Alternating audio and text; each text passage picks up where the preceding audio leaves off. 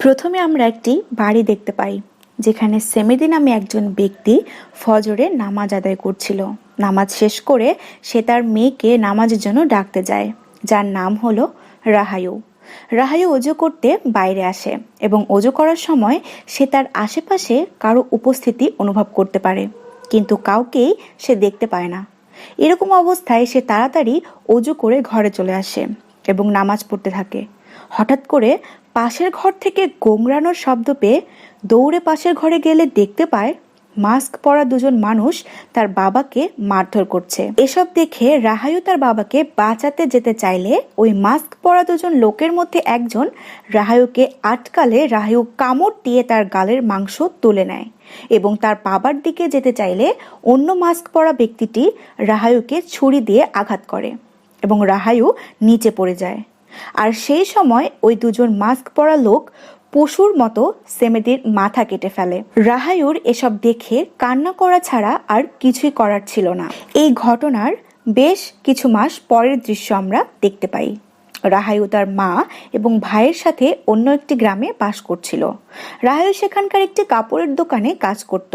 দোকানের মালিক রাহায়ুকে তার দোকানের দায়িত্ব দিয়ে এক সপ্তাহের জন্য বাহিরে যায় এবং যাওয়ার সময় বলে যায় রাহায়ু যেন পাশের দোকানের মেয়েটিকে এড়িয়ে চলে, যার নাম ছিল রিরি, কারণ মেয়েটি নিজের ইচ্ছা মতো যখন তখন যার তার পেছনে লাগতো।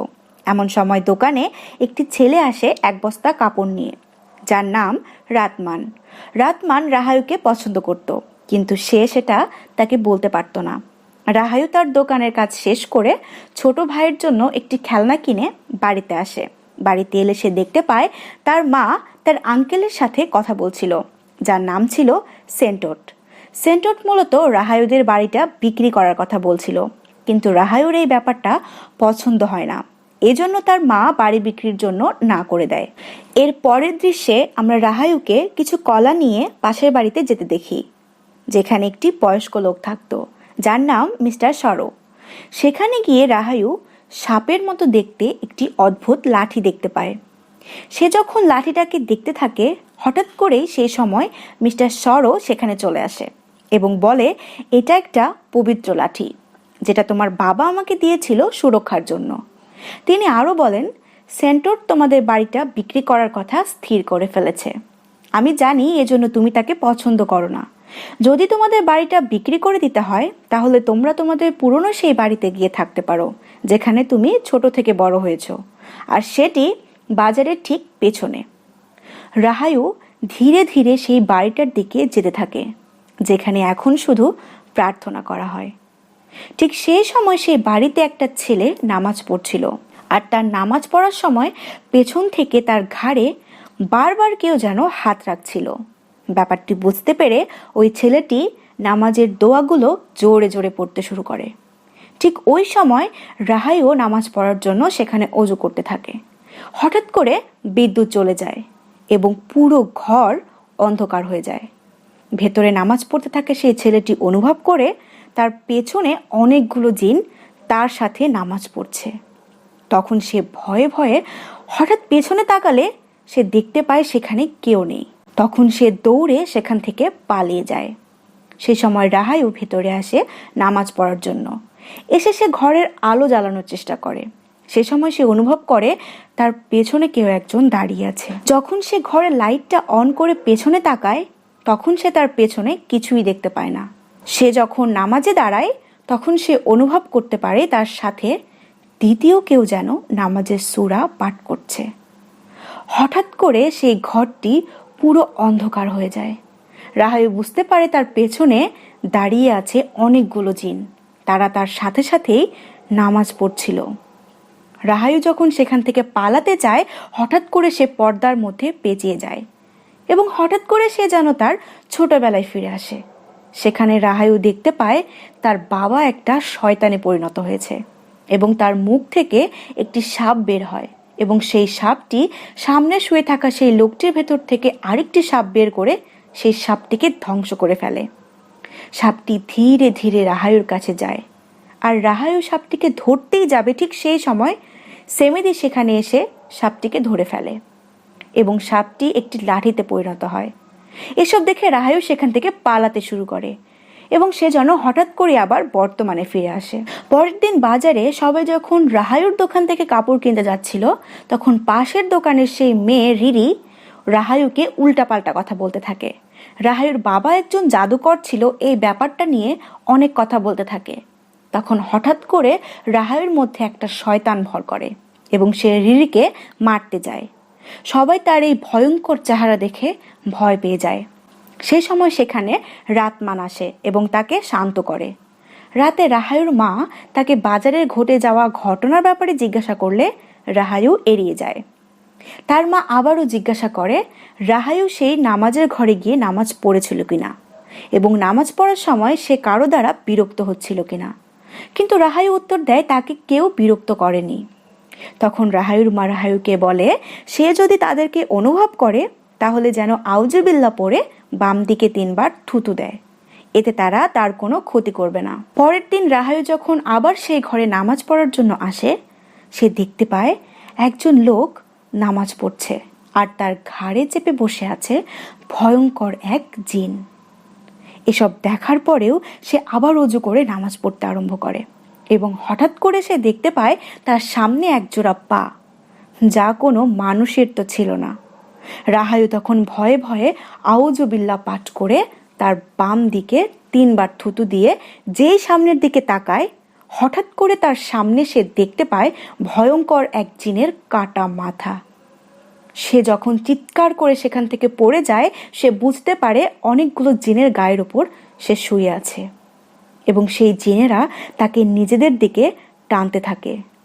হঠাৎ করে সে বুঝতে পারে সেখানে কেউ নেই এবং সেখানে সে তার বাবাকে আর তার ছোটবেলা দেখতে পায়। সেখানে তার বাবা জিনদের মাধ্যমে একজনের চিকিৎসা করছিল। জিনেরা সেই লোকের শরীর থেকে ফোড়ার মতো কিছু একটা তুলে একজনের হাত থেকে আরেকজনের হাতে দিচ্ছিল। এমন সময় রাহায়ু সেখানে উপস্থিত থাকায় জিনদের কাছ থেকে সেই ফোড়াগুলো তার হাতে নেয় এবং সেই মুহূর্তেই ছোট্ট রাহায়ু এক খারাপ জিন দ্বারা বশ হয়ে যায়। তার বাবা তাকে সজ্ঞানে নিয়ে আসার জন্য অনেক চেষ্টা করতে থাকে আর বলতে থাকে আমি আমার মেয়েকে কোনো আত্মার কাছাকাছি যেতে দেব না। তখন রাহায়ুর দাদা সেন্টোড বলে আমাদের এসব কিছু বন্ধ করতে হবে আরো বড় কিছু হওয়ার পূর্বে। তারপর সেমেদিকে উদ্দেশ্য করে বলে তার এরকম জীবনযাপন বন্ধ করতে হবে। সেমেদি তখন বলে রাহায়ুকে দয়া করে আপনি বাঁচান, বিনিময়ে আপনি যা বলবেন আমি তাই করব। তখন সেন্টোড রাহায়ুকে সেই জিনের হাত থেকে বাঁচানোর জন্য দোয়া পড়তে থাকে। সেই দোয়ার প্রভাবে রাহায়ু চিৎকার করতে থাকে আর এরই মধ্যে সে বুঝতে পারে তার সামনেগুলো কিছুই ঘটছে না। রাহায়ু যেন আবার বর্তমানে ফিরে এসেছে। রাহায়ু সেখান থেকে তাড়াতাড়ি বের হয়ে বাড়ি ফিরে দেখে সেখানে অনেক লোক জড়ো হয়েছে এবং তার মাকে নানান ধরনের কথা বলছে এবং সেখান থেকে চলে যাওয়ার জন্য বলছে, কারণ তারা মনে করছে রাহায়ুর বাবার মতো তার মাও কালো জাদু করে এবং বাজারে সেই ঘটনার কথা বলে। তারা বলে রাহায়ুও স্বাভাবিক নয়। এ সময় রাতমান সেখানে আসে এবং বলতে থাকে সে সেখানে উপস্থিত ছিল এবং যে ঘটনা ঘটেছে তাতে রাহায়ুর কোনো দোষ ছিল না, কিন্তু তারা তার কোনো কথাই শুনছিল না। রাহায়ু তখন তাদের কাছে ক্ষমা চায়। সে বলে কাউকে আঘাত করার তার কোনো উদ্দেশ্য ছিল না। তখন সেখানে থাকা এক মহিলা রাহায়ুকে শয়তানের বাচ্চা বলে গালি দেয় এবং বলে তার বাবাকে শিরোচ্ছেদ করা হয়েছিল কারণ তার বাবা একজন জাদুকর ছিল। এসব বলতে বলতে তারা সেখান থেকে চলে যায়। এরপর রাহায়ুর মা রাহায়ুকে বলে সে যেন আর কোনো ঝামেলা না করে আর শান্ত থাকে এবং সে বাড়ি বিক্রি করার কথা বলে। কিন্তু রাহায়ু বিষয়টাকে ভালোভাবে নেয় না, কারণ সে মনে করে সেন্টোটের তার বাবার টাকার ওপর লোভ আছে এবং সে সেগুলো হাতাতে চায়। পরের দিন রাহায়ু যখন আবার নামাজ পড়তে যায়, তখন পুনরায় সে তার আশেপাশে কিছু একটা অনুভব করে। ভালো করে খেয়াল করতেই সে দেখতে পায় ছোট্ট রাহায়ু শুয়ে আছে একটি শয়তান জিনের কোলে। এটা দেখে ভয়ে সে সেখান থেকে পালাতে গেলে অন্য এক দুনিয়ায় প্রবেশ করে, যেখান থেকে সে কিছুতেই বের হতে পারছিল না এবং শত শত জিন ঘিরে ধরেছিল তাকে। হঠাৎ করে রাহায়ুর ঘুম ভেঙে যায় এবং সে দেখে সে মিস্টার সরো এর ঘরে এবং রাতমান তাকে সেখানে নিয়ে এসেছে। সরো জানায় রাহায়ু তার অজান্তেই সেই আত্মাগুলোকে বেপরোয়াভাবে ডেকে এনেছে এখন আর তাদেরকে আটকানোর কোনো পথ নেই। আর এই শক্তি ছোটবেলা থেকেই রাহায়ুর মধ্যে ছিল।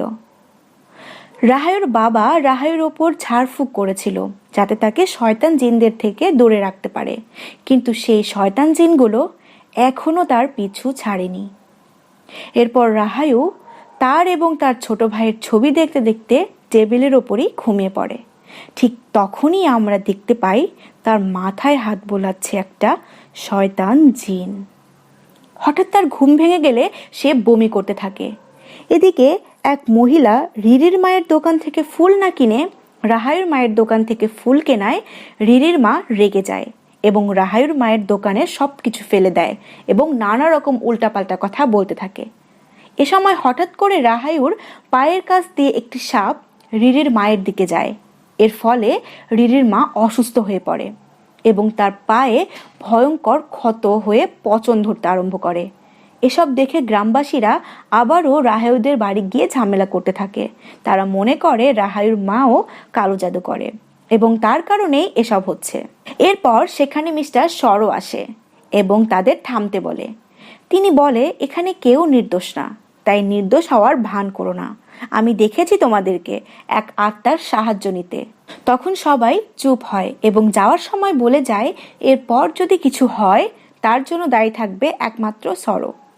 এরপর আমরা দেখতে পাই রাহায়ুর ওপর আবারও খারাপ জিন ভর করেছে এবং সেই জিন একটি সাপের মাধ্যমে রিরির মাকে গলা পেঁচিয়ে ধরে মেরে ফেলে। তখন গ্রামের লোকেরা আরও রেগে যায় এবং তারা চায় রাহায়ুর মায়ের যেন বিচার হয়। তখন মিস্টার সরো বলে, রাহায়ুর মাকে শপথ করতে হবে। এটি একটি এমন প্রক্রিয়া, যদি এই শপথে কেউ মিথ্যা বলে তাহলে তার মৃত্যু অনিবার্য, আর যদি সত্য বলে তাহলে সে বেঁচে যাবে। রাহায়ু তখন তার মায়ের পরিবর্তে নিজে শপথ করতে চায়, কিন্তু তার মা তাকে বাধা দেয়। এর পরের দৃশ্যে আমরা দেখতে পাই রাহায়ুর মাকে একটি লাশের মতো করে বাঁধা হচ্ছে এই প্রক্রিয়াটির জন্য, আর অন্যদিকে রাহায়ু সেই ঘরে নামাজ পড়ছিল। এমন সময় রাহায়ুর মা এই প্রক্রিয়াটির মাধ্যমে পৌঁছে যায় একটি অন্য জগতে। সেখানে অনেকগুলো ভয়ঙ্কর জিন তাকে তাড়া করছিল। সে তার প্রাণ বাঁচানোর জন্য প্রাণপণে সেখান থেকে বেরোনোর জন্য ছুটছিল। হঠাৎ সে দেখতে পায় রাহায়ু একটি ভয়ঙ্কর শয়তানে পরিণত হয়েছে এবং তার চারপাশে শত শত শয়তান জিন তার সামনে নত স্বীকার করছে। এই দৃশ্য দেখে ভয়ে তিনি চিৎকার করে জেগে ওঠে। তাকে জীবিত দেখে গ্রামের লোকেরা বুঝতে পারে যে সে কালো জাদু করেনি এবং তারা সেখান থেকে চলে যায়। পরের সিনে আমরা দেখতে পাই রাহায়ুর মা তাদের বাড়ি বিক্রির ব্যাপারে দুজন লোকের সাথে কথা বলছে, আর এই ব্যাপারটি রাহায়ুর খুব একটা ভালো লাগেনি। রাহায়ুর মা এসে রাহায়ুকে বলে, অনুষ্ঠানের মাধ্যমে আমি অনেক ভয়ঙ্কর জিনদের দেখেছি, তারা আমার পিছু নিচ্ছিল, আর তাদের মধ্যে তুমিও ছিলে। আমাদের তাদের থেকে দূরে যেতে হবে, হয়তো সেই খারাপ শয়তানগুলো আমাদেরকে। এটা বলতেই রাহায়ুর মধ্যে একটা শয়তান ভর করে এবং সে বলতে থাকে, সেন্টোটি আসল শয়তান, সে আমার বাবার সম্পত্তি নিতে চায়। তিনি সর্বদা পবিত্রতার ভান করে, কিন্তু সেই আসল শয়তান, সেই খুনের পরিকল্পনা করেছিল, আর সেই আমার বাবাকে খুন করেছে।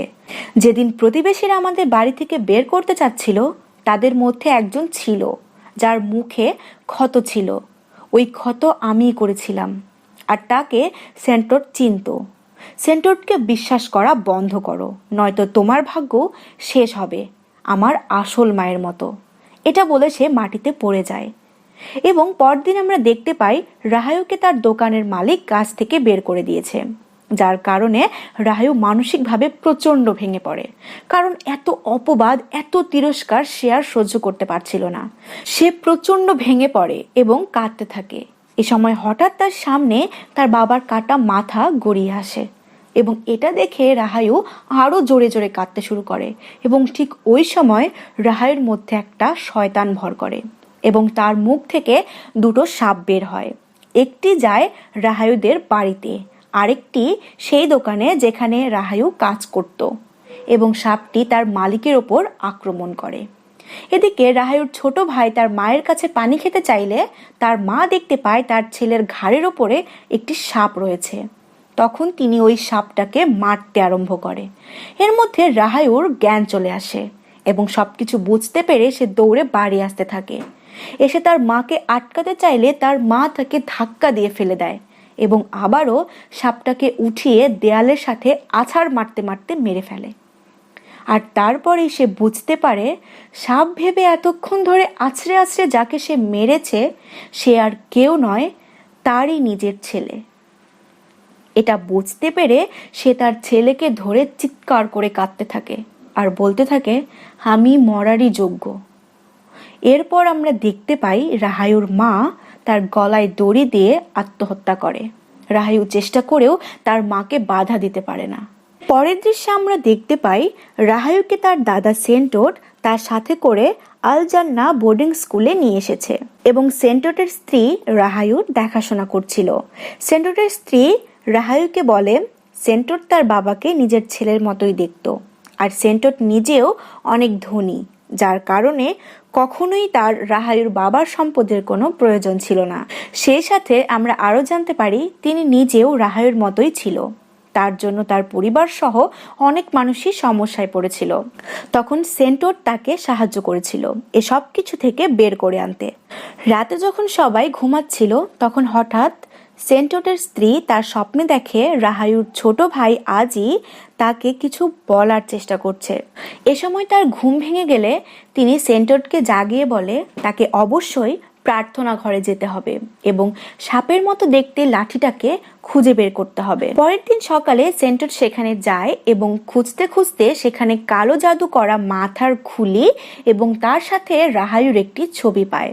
আর সেখান থেকে তারা বুঝতে পারে এর কারণেই রাহায়ুর পেছন ছাড়ছে না সেই শয়তানগুলো।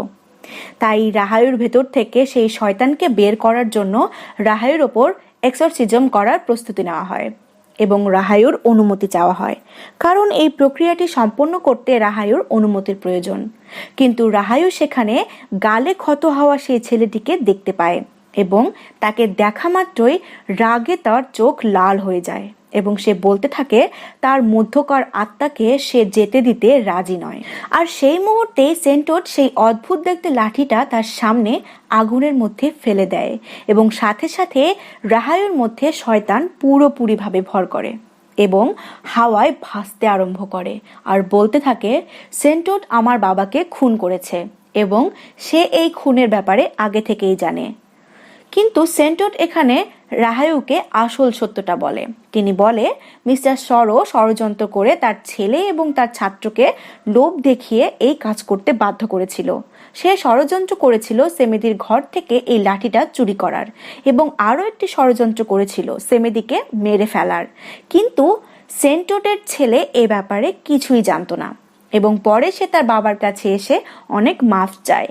তাই সেন্টোট সবকিছু জানার পরেও তার ছেলেকে কোনো শাস্তি দেয়নি। ঠিক তখনই রাহায়ু তার শক্তি দ্বারা সেন্টোটের ছেলেকে বশ করে সেন্টোটকে নির্মমভাবে মেরে ফেলে। তখন সেন্টোটের স্ত্রী তার ছেলেকে জ্ঞানে নিয়ে আসে এবং তার ছেলে তখন এই ঘটনার জন্য নিজেকে দোষী ভেবে নিজেই আত্মহত্যা করে ফেলে। এরপর রাহায়ু যখন তার কাছে ধীরে ধীরে আসতে থাকে সেন্টোটের স্ত্রী নিজেই রাহায়ুর ওপর এক্সরসিজম করতে থাকে এবং এর ফলে তার ভেতর থেকে সেই আত্মাটি চলে যায়। এর পরের দৃশ্যে আমরা দেখতে পাই সেন্টোটের স্ত্রী রাহায়ুকে বলছিল সে যেন তার এই ক্ষমতাকে নিয়ন্ত্রণ করে এবং সৃষ্টিকর্তার উপর বিশ্বাস রাখে। তারপর তিনি সেই লাঠিটাকে এক জায়গায় দাফন করে দেয় যাতে এটা আর কারো হাতে না আসে।